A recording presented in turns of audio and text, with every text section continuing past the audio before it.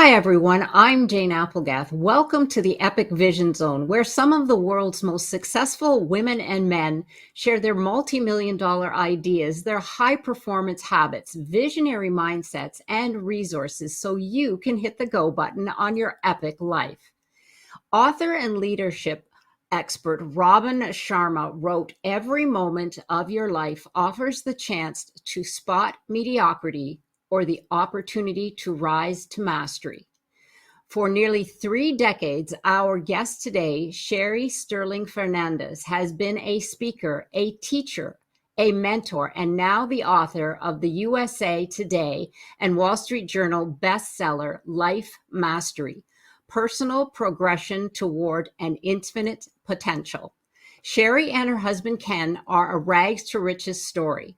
Against all odds, they found success not just in a single area, but in each of the 8 areas of life mastery: physical, spiritual, relationships, education, motivation, money, lifestyle, and character.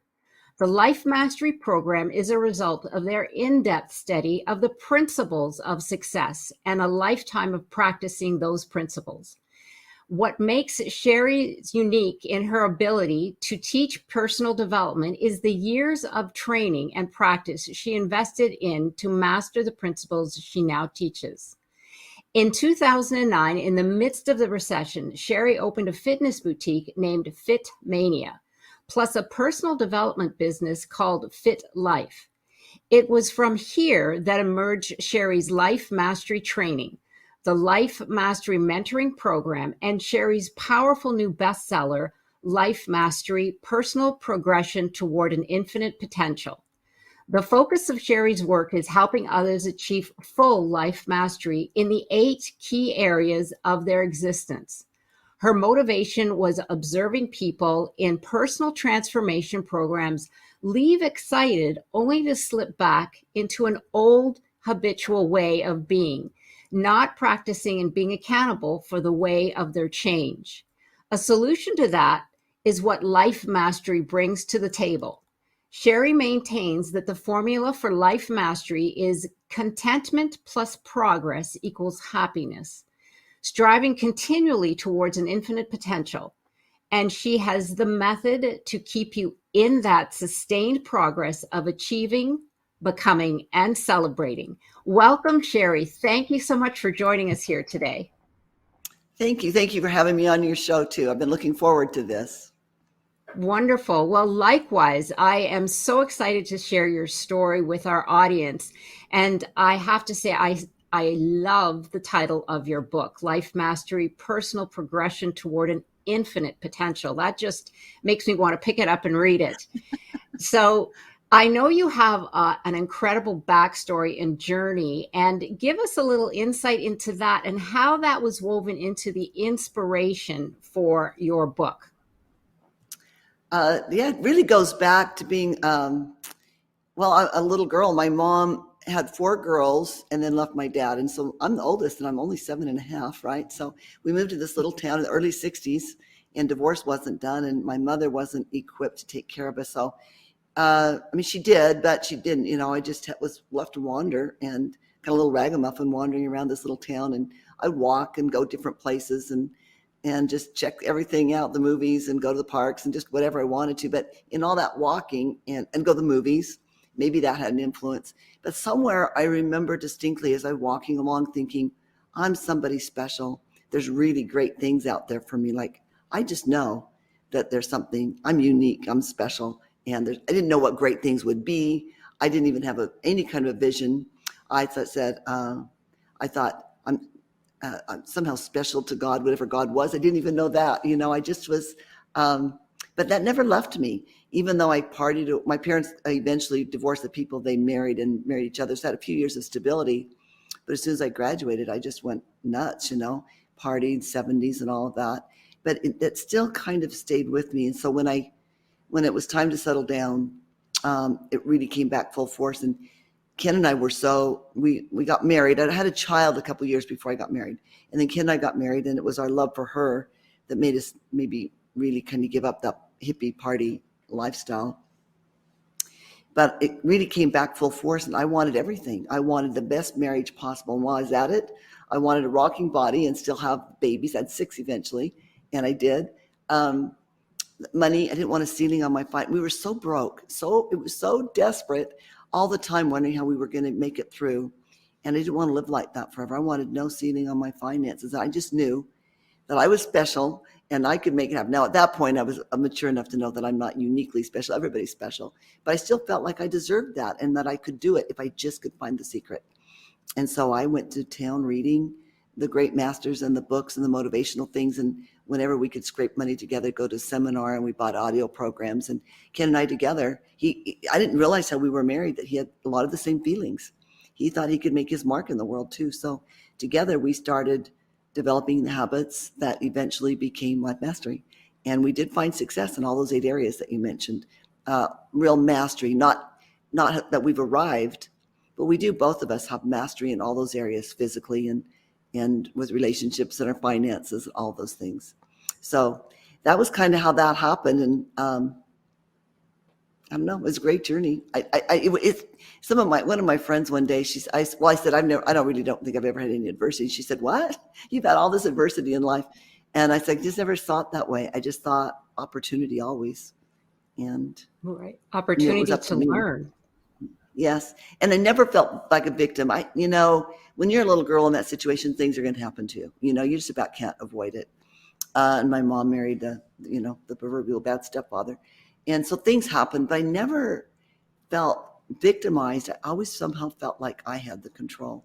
And I think that was critical to being able to do what we did. Feeling special. That's an incredible insight to have, especially at a young age. But also, when you and Ken were on your journey to self-mastery and learning, that was groundbreaking back then. I mean, Tony Robbins was around then, I recall, because I had his tapes, his cassette tapes. But it wasn't as prevalent as today, and we'll get into that a little later. But that is amazing, because it just goes to show that when you do believe and you dig into these programs and coaching, that it really can change your life. And so this is where we are at Life Mastery. So speaking of that, what makes your program unique from other personal development books or programs? Thank you for asking that question, because I think it's an important one. Like you said, back then there wasn't a lot of options. Mentoring, if there was been available, or coaching even been available, I couldn't have afforded it. Now we have an onslaught of this. People who are reading a book or taking a program or just have a good idea and they want to be a coach, a life coach, or whatever it is. But they haven't done it first. The natural order, I believe, is you learn something, then you practice it till you're good at it, become a master at it, then you teach it to somebody else. And we have a lot of people skipping that second step. And that's one of the things that make me unique. I have lived these principles, found success in them, taught them, and then wrote a book about them. So I've talked to other people and they found success. So I know from my own experience, they're not just a concept to me, they're real. And that's one of the things that I think makes me unique, both in mentoring and in my book. There's a trend right now, you've probably seen it, and it's fine. I read a lot of the books, but somebody has a good idea and they hire a researcher and they write a book in the personal development realm, or self-help, we call it a lot. I didn't hire a researcher. I already knew the principles to be true, and I just had to teach what I knew to be true. But these are people also trying to build a career on that. I didn't have to do that. I didn't need to build a career. I'm plenty busy, and I wasn't looking for a lifelong future in trying to tell other people how to live. I'm just trying to help. Right. So your life was the research, which is very interesting, because when you're involved with individuals or you were writing your book, you could feel and understand what that particular, say, topic that you're covering, where it's meant to take you. and when you're going off track, because you've been there. So it really does make a difference. And I could see where that would make your not just your book, but your program so not just unique, but worthy. Because you're right. I personally didn't have any idea that that's what people were doing, because I do follow a lot of individuals, and I know that these individuals like yourself have gone through their experience. So that's really interesting information. But you're right. Using it as a career is completely different. So that makes yours very vital, I think, for individuals who are looking to get deep and to really make it sustainable. So the premise of Life Mastery, what is the basic premise of the program and your book that you call Life Mastery? The basic premise is that it's really easy to explain what makes people unhappy. If we're stuck, everybody knows that's unhappy, right? You don't have to go into much depth. When you're feeling stuck, you're not moving forward, it's miserable. It's not a happy place. It can lead to depression and just lack of vitality. It's not a happy place to be. The flip side of that is when we are moving forward towards our potential, which is infinite, then we're happy. And it's not arriving, it's just the little tiny steps that make up the journey towards what we're capable of. That is happiness. So life mastery is having mastery over all the areas of life. Not that we have arrived, but that we have a handle on it. We have a handle on our fitness and our health. We have a handle on our finances. We know we're on the right track. We're doing the right things to get where we want to go, on our relationships, on our education, all of those 8 areas. To have mastery over them is to know that I've got it under control. I've got a program and I'm moving forward. But happiness, and that, everybody wants to be happy, and hardly anybody will be able to tell you what does make people happy. When I speak in audiences, and I write about this in the book, I often talk on this topic, and I'll talk about how the great philosophers and the different people that, the purpose of humanity is to be happy. We all want to be happy. We want that for our children, right? Because it's the greatest thing. But then I ask, and everyone agrees. I mean, nobody's like, I don't agree with that. They all pretty much agree with that. But then I ask, well, what makes people happy? And it's so interesting that even in the most educated audiences, people are kind of stumble around in it, like service, like a question, love, and when I explain it, it seems obvious, but when you ask people, they're not always so sure. But moving forward, being all that we can be in all those areas as a whole person, that's what makes us happy. Because I like to think about the superheroes who have a destiny, right? We all have a destiny. And when we move towards that destiny, we're happy. And when we're falling short of that destiny, we're not. And it's about that simple. Yes, it's simple but not easy. And I Simple, hear what not you easy. right, because you're absolutely right when people say what makes you happy. And I think one of the things is, Sherry, is that we go through our life working and raising our families and getting our careers going, and nobody pauses to think, is this resonating with me, or am I happy? Because you've got your obligations, you've got you're looking after your health, et cetera, et cetera. And now, of course, we have even more because the world is moving so fast. But as you and I had that really quick conversation, growing, if we're always growing towards something, and that's, I think, like you said, the premise is making us happy in those areas. So that actually segues beautifully into the next question, because you have key 8 areas of life mastery. Tell us about get a little bit more into those, because I find that fascinating, and I think you're so right on. Well, the first one, I start with physical, because I learned when I had my fitness business, I learned it was very clear that people needed to get this under control before they felt like they had the power to move forward. It's measurable. This body's the instrument through which we love and grow and learn and develop. So keeping our instrument in shape and feeling some control over our physical self seems to be fairly fundamental in personal development. Not that for everybody, some people already have that down and have other areas to work on, but for most people, they need to feel like they've got control of the physical, mastery over the physical. And then spiritual.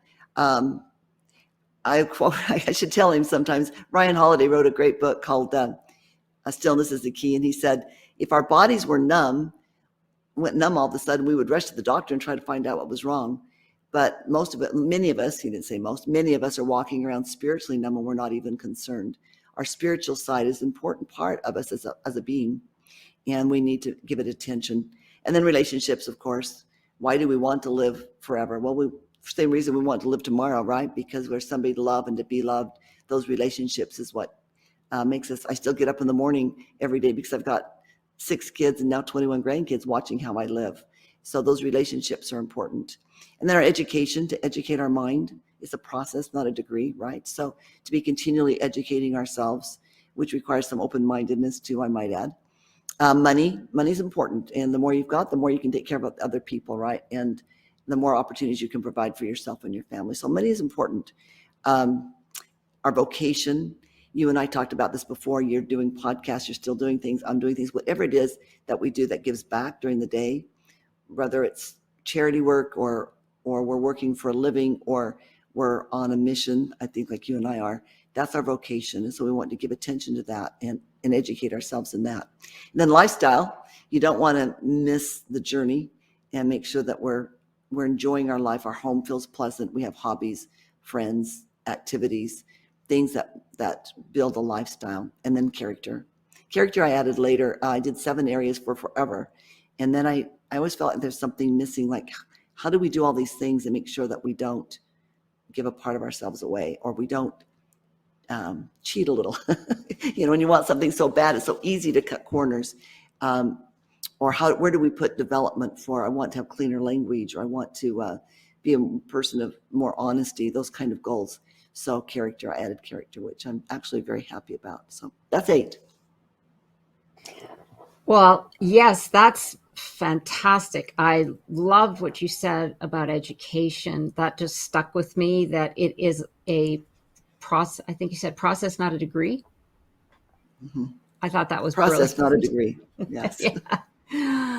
I loved it all. I mean, I agree with you wholeheartedly about physical, because I'm just fortunate. I've always been into sports. Even when I was young, I was in competitions, but now yoga is my go-to. And I do it every day. I've got a certification to be instructor, but you're right. It just, when your body's alive, you feel alive, and it just gets, for me, it gets everything going. It's like, hello world, it's like, it wakes you up. I mean, it doesn't have to be jogging or doing a marathon or anything like that. It's just something, like they say, moving the energy. It's time to move the energy, right? Yeah. One of my favorite sayings too is that movement cures. But I'll tell you something that interesting to me when I was at Fitmania. People we'd get them. We had a great program. We got such good results. It was just a marvelous program, healthy. I could afford to do it the way I knew to be true, and I did. And it means I didn't make a lot of money, but I did make a lot of difference. But I'd have people that would, after the program, for all they're working out regularly, they quit eating sugar.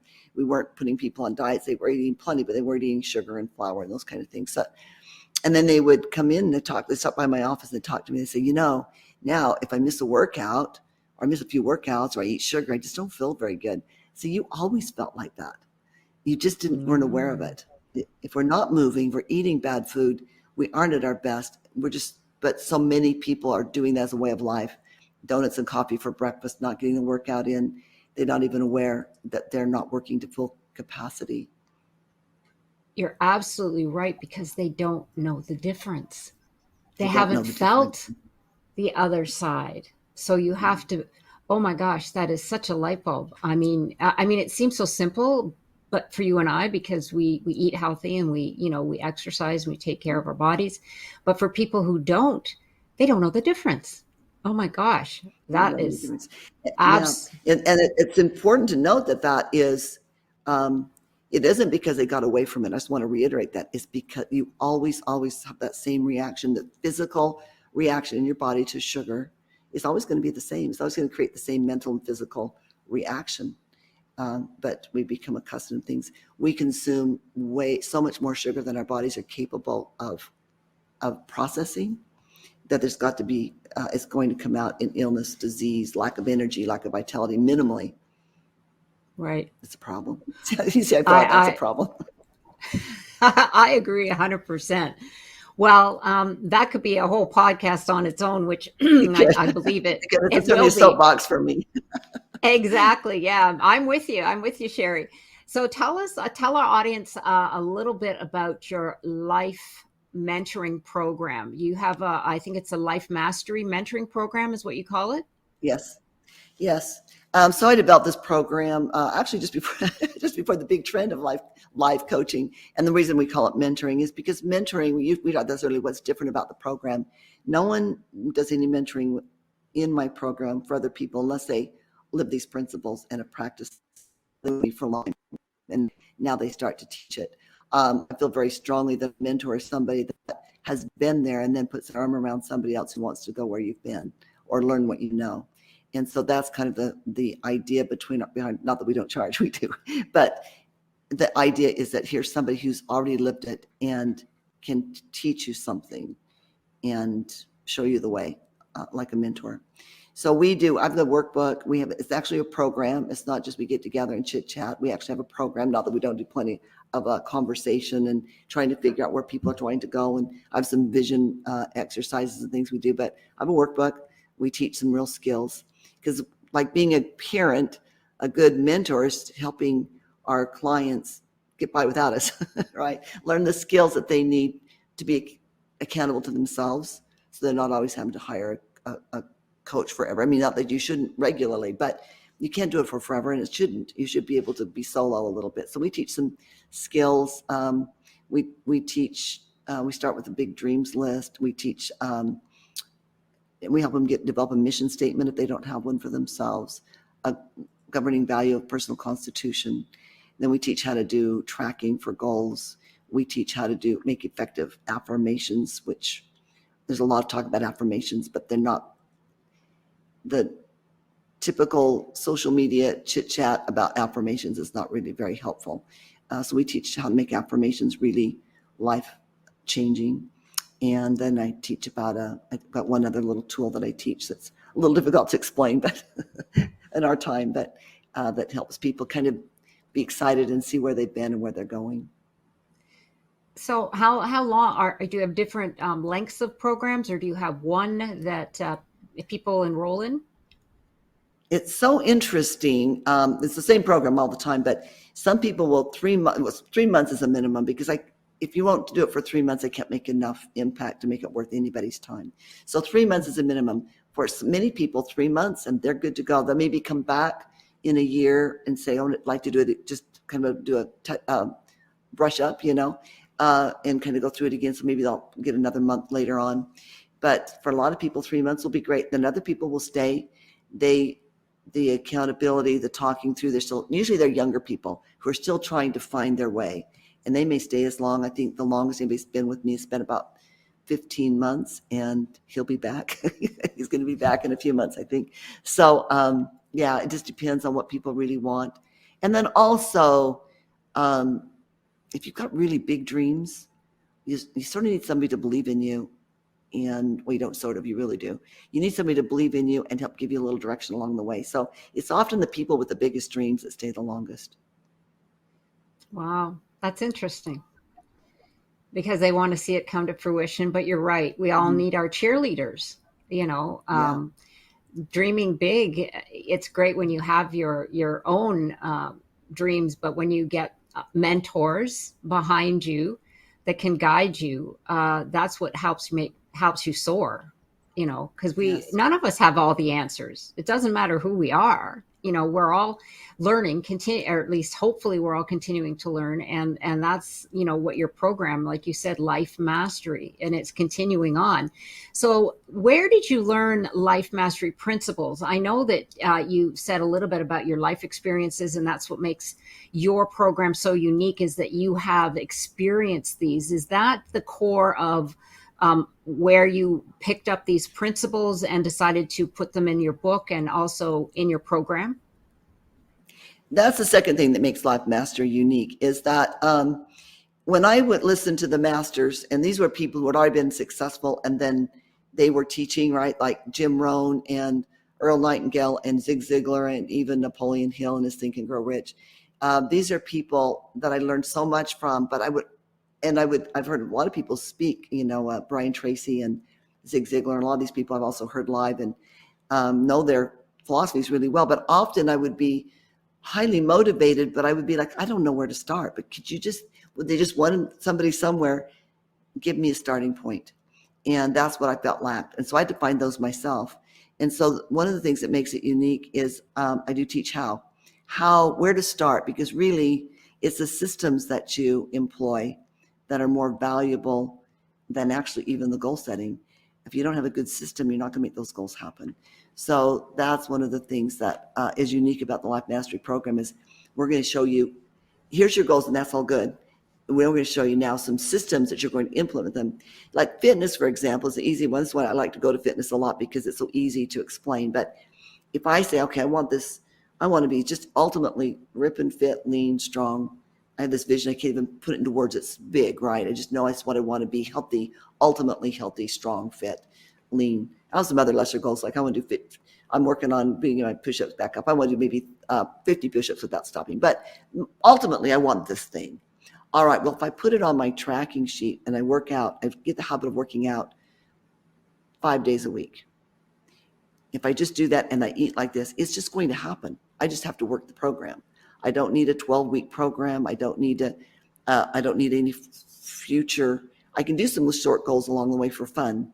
But if I put that in motion and I just work it forever, I am forever going to be fit, right? I'm always going to be refining and improving and doing a little more. But once that habit is ingrained, it's a done deal. If I read every day in my field for 20 minutes and I put that as a habit and I just do it, no more discussions, it's just done. It's a daily habit. 20 minutes I read in my field, or whatever time you'll want, maybe an hour. If I do that, I'm going to be an expert in my field. There's no question. If I meditate every day, I'm going to have the benefits of lifelong meditation. It's just going to happen, right? A quiet mind. So the habits are critically important, but you have to have a system to track them. People ask me a lot about New Year's resolutions. Well, the problem with New Year's resolutions isn't the resolutions or the lack of commitment. People think, oh, I'm a failure. They weren't a failure. Nobody taught them a good system. If they had a good system of tracking, they'd have their little tracking list every day. And as they mark, they say, oh, I was going to work out every day and I missed today. Maybe I can still get it in, or tomorrow I will not miss. But we have these good intentions and then we forget, I was going to work out every day. I got my gym membership. I got my outfit. I worked out for 2 or 3 weeks and the kids got sick. And then I just forgot, right? But if you've got a good system of tracking, you develop the habits and then they're yours and you get the end result. You get a lifetime of being lean and fit and strong. You get a lifetime of being educated. You get a habit of taking care of your money, saving, investing. This is my lifetime habit. I don't just do it for a year or two and then quit. This is forever a lifetime habit that I'm going to reap the benefits of a nice nest egg when I retire, right? So your system is good. Everything else will take care of itself. I no longer have to have this goal to be fit, because it's just going to happen. Right, right. Well, that was actually a beautiful explanation, because, in fact, I did have goals versus systems, and you've just explained it beautifully, because you said that goals mostly fail. But like you said, it's the systems that are much more valuable than the goal. Because as you were explaining with the New Year's resolution, your goal is X. But if you don't put that system in place, that then builds the habit, the goal doesn't come to fruition, correct? Right. And very few people teach systems. Atomic Habits came out a while back. It resonated with me because I teach systems. I thought it was good principles, a little long. It was kind of beat it to death. But yeah, it's systems is what, if I get a chance to speak, I get to pick my own topic nowadays. It will be that systems are more important than goals. I spoke to a large realtor group a while back, and that was my topic. And it takes people by surprise, but because we talk about goals, but a goal without a system is just really a wish. They say if you don't write it down, it's a wish. Well, even if you write it down, you don't have a system, it's still a wish if you don't have a way to implement it.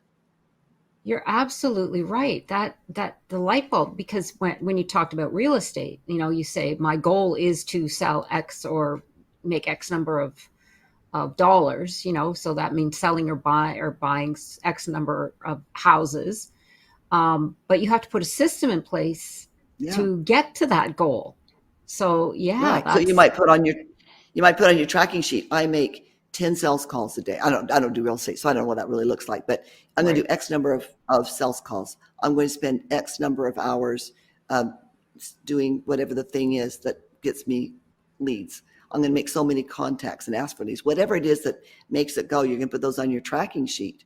And then every day you're going to go through your tracking sheet. You're going to go, I don't get an X yet because I've not made my 10 sales calls.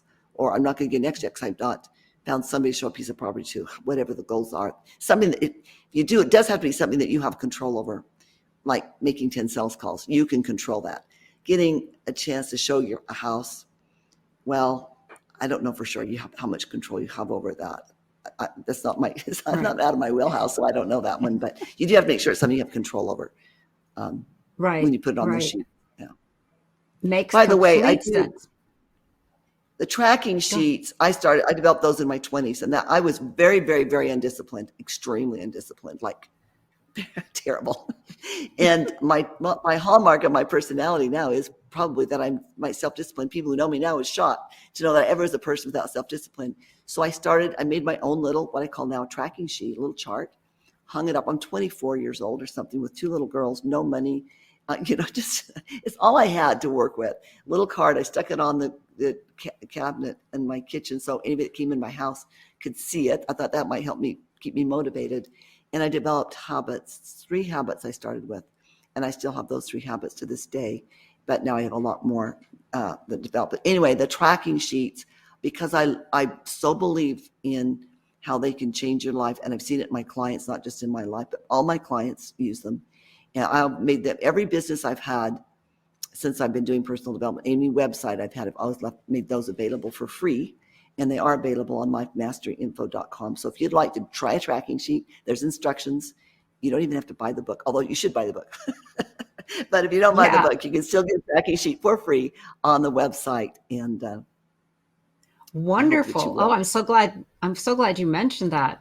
We'll put all that information on your bio that you can find on the Epic Vision Zone, because yes, the book is so valuable. But a place to start would be these tracking sheets. So I have a question for you, a personal question. If you've got these tracking sheets and let's say you fail to do it, do you feel stressed at all? Like you're putting all this pressure on yourself? Do you ever get anybody ask you that? Like, oh my gosh, I've had a horrible week, Sherry, and my tracking sheet, I've gotten so far behind and now I'm just even more stressed because of all the stuff that's going on. Does anybody ever give you that? I mean, I could see that happening, especially these days. Yeah. Well, I'm the queen of tracking. And so that can happen. You should put some stress on you, because what's happening when we feel stressed is we've let our personal habits go, and that will really add the stress. So when you mark and you mark with a check if you get the thing done. If you didn't get it done, you get a blank spot. If it wasn't required that day, like in me, you're only going to work out 5 days a week, so 2 days a week. Work out Saturday, Sunday, say. So on Saturday, Sunday, you get that blank spot is really, it's really motivating. Like nobody wants a blank spot on their tracking sheet. We hate those, right? When I have a client that comes in, they have maybe a few fails in a week. I'll say to them, how did that fit? And everybody does. I mean, everybody's going to have weeks like that when I'm first working with them. I'll ask, how does that feel? Did you get more done on those days that you didn't do it? Say maybe they were going to work out. Well, how'd you feel about not working out? I didn't feel that good. Did you get more done? Not really. And that helps them realize that there's some things that have got to be non-negotiable in our own personal development. You've got to decide what those things are. For me, there's some things that are going to happen every day, no matter what. There's a few things that if the day's bad enough, I can regroup. I'll make my workout up on Saturday, and obviously there's going to be some days in life where nothing's going to happen. There's a disaster, but those are really very few and far between. Usually they're perceived. We're busy putting out fires. When you're busy putting out fires and taking care of all these little things and you don't do your own personal development, you're never further ahead. You're just frustrated, and we end up resenting. It actually adds stress. So you have to decide. When I travel, there's some things that I don't do and some things that are non-negotiable I always do. And you have to decide for yourself what the parameters are and then be true to your own plan. And I don't tell people this is the thing that should be non-negotiable. For me, I I do some kind of spiritual devotional every day. It might be shorter on a vacation. It might be 5 minutes on a vacation, but something every day. I work out almost always, if at all possible. I work out. It's kind of a non-negotiable thing for me. But I do travel a lot, and sometimes there's no place to go and no way to do it. I'm on airplanes all day. So if at all possible, I get a workout in. So you have to decide for yourself what's non-negotiable. But I promise you the stress is greater when you let yourself down by not doing the things that you've committed to. Absolutely. I could see that. And that's You like probably you do that said, with the yoga. I stress. bet. I mean, if you miss yoga, I mean, you don't feel good about it. I would guess. I don't. Yeah. I can feel my body getting like crampy and stuck energy, as they call it. It's like I have to move, because that's just my body is so accustomed to that now. It's cup of coffee is my yoga. Yes. I have to have it. That's a So good at way the to end put of it, the actually. day, you're not like, oh, I'm so glad I didn't do yoga if you miss it, right? You Oh, don't ever oh feel like no. that. And I learned that pretty early on. I did not feel farther ahead. I get no more done. And if I'm going to miss something, I'd rather miss getting the laundry done than getting my Yeah, workout in, right? Because I can do the laundry tomorrow, but I can't get today's workout done tomorrow. I you're can't get right. today's prayer prayed tomorrow. So the Yeah. things that I can't do tomorrow have to be done today. And that's all of our personal development thing. And every successful person that I've studied or known personally hold that personal development time in violet. No, nothing interferes with those things. Nobody. And then they're better mothers, better fathers, better business owners, better human beings because they took care of themselves first. Put your life mastery in perspective. Where does it stand? Yeah, Yeah. that's what resonated with me. Absolutely. I love it. So, moving on, what words of advice would you give someone who wants to write a book or start a coaching business? Well, live it first. Try to be go out. I visited with a little gal the other day, and she said, "What do you really want to do in life?" She said, "Well, I want to be I want to be a speaker. I want to be a coach. I want to be a mentor." Well, her life right now is she can't even make a living, and she's got all these little children. And I suggested she go be successful first, and then she'll have something to say. And so I would start with that. But if you've already done that part, then just do it. I'm not an author per se. I haven't written a book, but I just had something to say. If you feel like you have something valuable to say, just do it and then don't look back. If you feel like you're on solid ground and you want to do it, life is short, no regrets. If you look ahead and say, I'll regret it if I don't do this 5 years from now, then just do it. I think you can live life without regrets if you're aware of what you're going to regret if you don't do it. That's a really good question too. If I want to start a program, I want to write a book, okay, in 5 years from now, if I don't do it, how will I feel about it in 10 years? Mm, How will I feel if yeah. I don't do it? Yeah, that is that. Yeah, exactly. And like you said, you do want the experience and to live it, but practice is also very good. So, Mm-hmm. Yeah. to get, like you said, if there's a message that you want to share or something that you want to get out there, uh, get on a somehow, get some audiences going and see how it resonates, or just, it's like we didn't come out of the womb walking. We had to practice, and it's the same with Yeah. everything. So, yeah, I think Yeah. that's great Please don't advice. teach anything that you don't know to be true. But everybody knows some things. Everybody's an expert. If you aren't good, you can be an expert fairly quickly. Be an expert in something and just teach what you do know. You don't have to try Right. to impress people. Teach things that you don't really know. You can learn that later. And it's interesting. One of the interesting experiences I've had with Life Masteries, I knew there'd be some things I wish I'd included, and when I got finished with the book, and that didn't really happen that much. And I thought, well, I was sure I was on solid ground with my principal. I was very careful not to teach anything I didn't know for myself. But doing these interviews, I think this is my 70th interview, by the way, Jane, in 4 months. Oh, wow. I think this is number 70. Uh, I've just found that what I've been teaching to be more and more and more true. I'm understanding it deeper and deeper and deeper, and it's true. And that's the experience you want to have. You don't want to have an experience where a couple of years down the road, you're like, oh man, I was teaching that thing and I was so off base. I would hate that feeling. Or so out of my element. It's I was so like, out of my yeah. element, Italian over my head. Yeah, that's so true. I agree with you. So speaking of your book, you have a pine cone on the cover. Tell us a little bit about why there's a pine cone on the cover. It's actually supposed to be a redwood cone, although I totally knew it was going to look like a pine cone because we wanted to stick with the gold color. But the red, I tell the story in the book, but redwood cones, I'd seen a giant first growth ponderosa pine, and the cones were huge. So I went on a journey to find out how big the redwood cone, coniferous cone for a redwood would be. And they're tiny. They're just a little, like about an inch tall. Listen, hardly even worth noticing on the ground. You can hardly even see them. And yet inside there is a seed that can grow a redwood. And if you've seen redwoods, you know that they are amazingly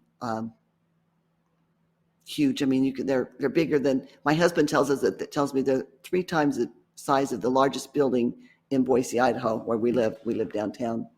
And anyway, so that's, I think, like human beings, we have that kind of potential. We have such marvelous, unique potential to be like the redwood cones of the redwood trees. But too many of us are like the cones, and we just lay in the ground and kind of molder and turn to dust. So anyway, that's the idea of the pine cone, is that we have the potential like a redwood. And if you've never stood, you probably have seen those. Being in Arizona, you're close enough to redwoods, like maybe that you've seen a few, but they're amazing trees. And people, I think that people are so amazing. It just amazes me, the potential of human beings, what I see people do. So for me, Yeah, it's a good analogy. it's actually a beautiful metaphor. I could see Yeah. that from a small seed grows a large tree, and that's you're right. If we tap into our potential, there's nothing we can't do. I mean, seriously, even heal our own Yeah. bodies. I'm not sure, Oh but no, I yeah, actually believe that too. Yeah, yeah, absolutely, yeah. absolutely. Yeah, it's just we don't understand our full potential, and knowing that then maybe that will trigger us to learn more about it and experience how we can get to that point. But yes, you're absolutely right, and I love that metaphor. I think that's beautiful. What is your favorite chapter in the book? My favorite chapter is probably the spirituality one. Either that or character. If those two were my favorite. Not so much the topic. I think I love all 8 topics. Well, not money so much.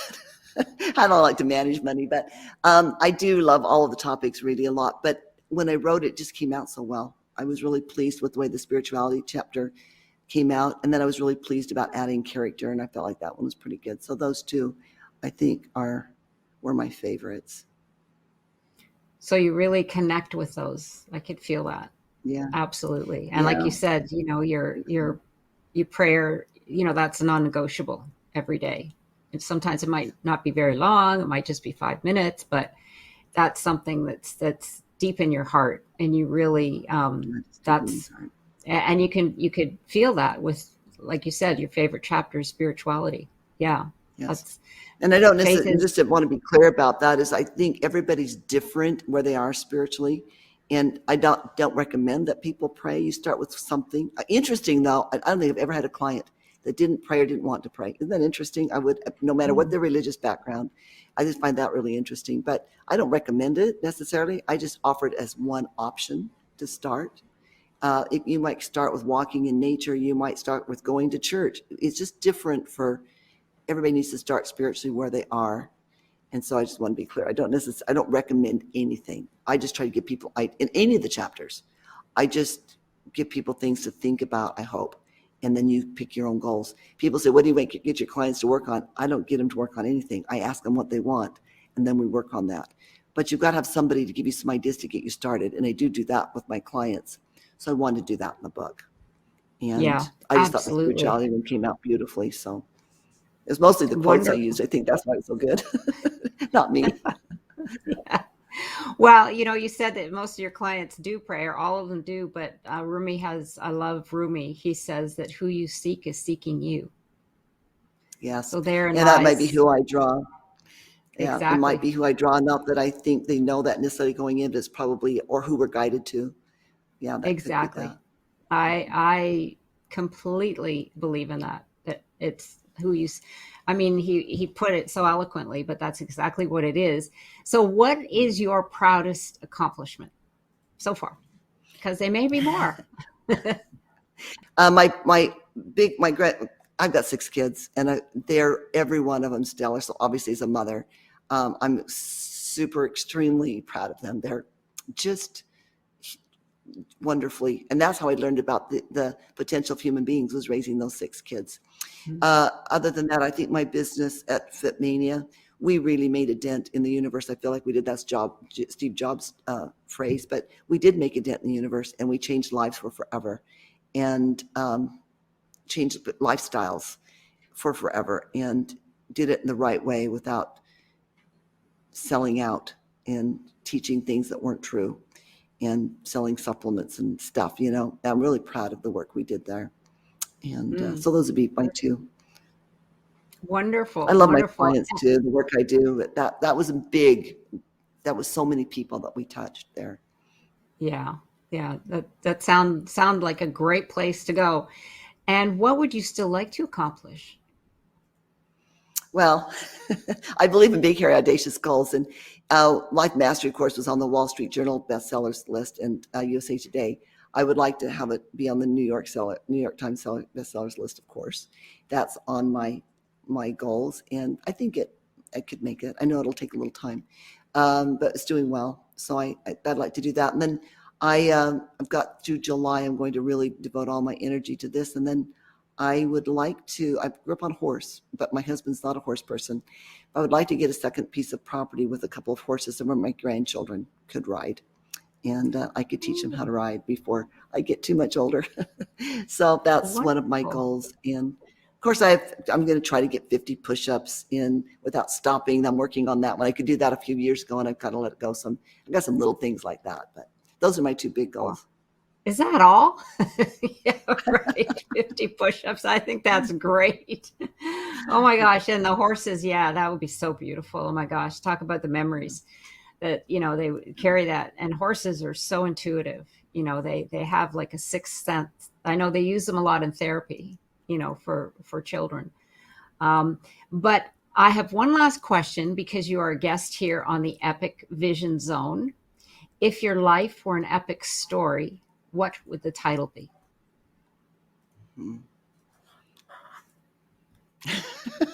I'm so terrible about that, those kind of things.